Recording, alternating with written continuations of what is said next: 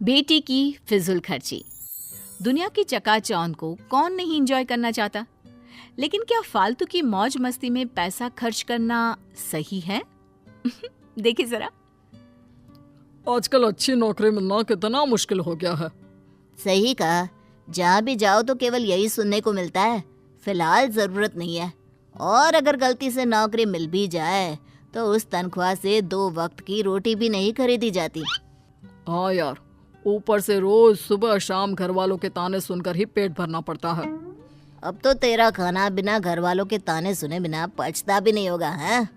क्यों, तेरे घर वाले कुछ नहीं कहते? कहते तो हैं, पर क्या करें, कानों को सुनने की आदत हो गई है। अच्छा, तुम्हें एक जरूरी चीज बताना तो भूल ही गया। कल ना मुझे कमल का फोन आया था। कौन कमल? जो उस मोटे सेठ के दफ्तर में काम करता है? उसने बताया कि उसकी फैक्ट्री में कुछ काम है, उसे आदमियों की ज़रूरत है और तनख्वाह भी अच्छी है, तो चलते हैं क्या? अरे वाह, पूरे दिन भर में अब कोई अच्छी खबर जाकर मिली है। अगर मैं अपने घर वालों को बताऊंगा तो वो लोग खुशी से झूम उठेंगे। तो फिर देर किस बात की, चलो सुनाते हैं घर वालों को ये खुशखबरी। थोड़े दिन बाद दोनों फैक्ट्री में जाकर काम करने लगते हैं और उनको वो काम अच्छा लगता है। शहर की बात ही अलग है। ये चमचमाती हुई सड़कें, गाड़ियों का शोर, आंखें खोल देने वाले नज़ारे। शहर की इसी चकाचौंध में लोग अक्सर फंस जाते हैं मेरे दोस्त, तुम ये मत करना। क्यों, शहरों में क्या खराबी है? हमारी सारी ज़रूरतों का सामान यहीं मौजूद है और मैं तो खूब पैसे कमाऊंगा और यहीं एक अच्छा सा घर देखकर अपने परिवार के साथ बस भी जाऊंगा। पर उसके लिए मेरे दोस्त हमें बहुत सारे पैसे कमाने होंगे, और पैसे कमाने के लिए हमें मुंह कम हाथ ज्यादा चलाने होंगे। ऐसे ही काम करते करते 2-3 महीने बीत जाते हैं। काम करते करते पता ही नहीं चला कब 3 महीने बीत गए। अब तो घर वालों की बहुत याद आती है। माँ सही कहा, कल माँ से बात हुई तो माँ भी यही पूछ रही थी, घर कब आ रहा है? क्यों ना हम 4-5 दिन की छुट्टी लेकर गांव हुआ है। और हाँ, उससे पहले एक दिन बाजार जाकर घर के लिए कुछ सामान ले आएंगे। गांव में तो आधा सामान मिलता है, आधा नहीं। और मैंने सुना है शहर के बाजार बहुत बड़े और सुंदर होते हैं, वहाँ तरह तरह की दुकानें होती हैं। ठीक है, कल छुट्टी की अर्जी देने के बाद बाजार चलेंगे। अगले दिन बाजार में, अरे वो देखो, कितनी सारी दुकानें हैं, कितना सामान, कितनी बड़ी बड़ी दुकानें। अरे देखो तो कितना सुंदर लग रहा है। अच्छा, पहले वो सामान ले ले जो लेने आए हैं। हाँ हाँ, क्यों नहीं। फिर उस दुकान से शुरुआत करें क्या? नहीं, मुझे लगता है उस दुकान से, वहाँ से हमें सस्ता और अच्छा मिलेगा। और तुम्हें ऐसा क्यों लगता है? क्या वो दुकान तुम्हारे रिश्तेदार की है? नहीं, तुम्हारे। अरे दिमाग के पैदल इंसान, क्योंकि वहाँ पर ज्यादा भीड़ है और दुकान में डिस्काउंट का ऑफर चल रहा है। तुम्हें तो सब पता है यहाँ के बारे में। अब चलोगे भी? हाँ हाँ चलो। अरे बस भी करो, कितना सामान लोगे? चलो ना, उस दुकान में भी देखते हैं। सारा जरूरत का सामान तो हम ले चुके हैं, अब तुम्हें कौन सा सामान चाहिए? जब हम दुकान के अंदर जाएंगे तभी तो पता चलेगा कि हमारे पास क्या नहीं है। बस ये आखिरी दुकान है, इसके बाद सीधा घर चलेंगे, ठीक है?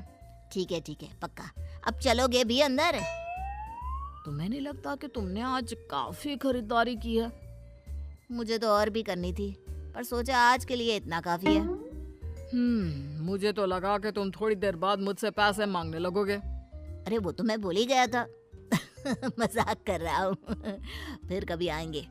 आज सच में बहुत मजा आया। वैसे घर वाले अपने लिए तोहफे देखकर बहुत खुश हो जाएंगे। खरीदारी तो हो गई भाई, अब पेट में चूहे दौड़ रहे हैं, चलो कुछ खा लेते हैं। ठीक है, चलो वहीं खा लेते हैं। खाना कितना अच्छा था, मेरा तो पेट फुल भर गया है। रोजाना कैंटीन का वो बेस्वाद खाना खाकर मेरा मुंह भी बेस्वाद हो गया था। आज कुछ स्वादिष्ट खाकर दिल को सुकून मिला। रोज ऐसा खाने को मिले, क्या मजा आ जाए। कैंटीन का खाना तो ठीक ही होता है, हाँ आज का खाना उससे ज्यादा स्वादिष्ट था, मानना पड़ेगा।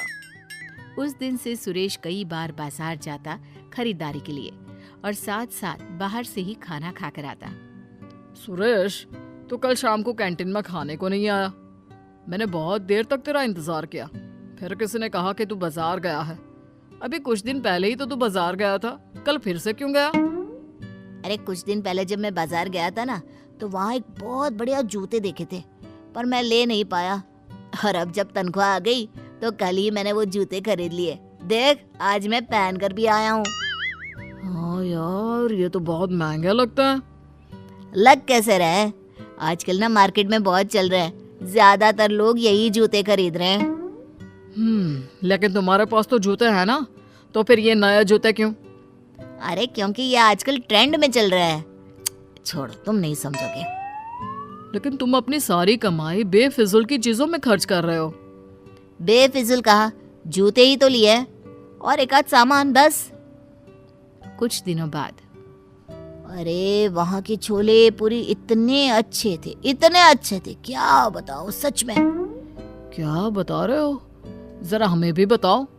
कल ना मैं बाजार गया हुआ था, वहाँ मैंने छोले पूरे खाई, बहुत ज्यादा स्वादिष्ट थे। तू कल फिर बाजार गया था? तुझे नहीं लगता तू कुछ ज्यादा ही बाजार जाने लगा है और बेफिजुल की चीजों में अपनी कमाई उड़ा रहा है? अरे तो फिर से शुरू हो गया। तुझे इतनी दिक्कत क्यों हो रही है? तू तो ऐसे बोल रहा है जैसे तेरी कमाई उड़ा रहा हूँ। अरे अपनी कमाई से तो खा रहा हूँ ना।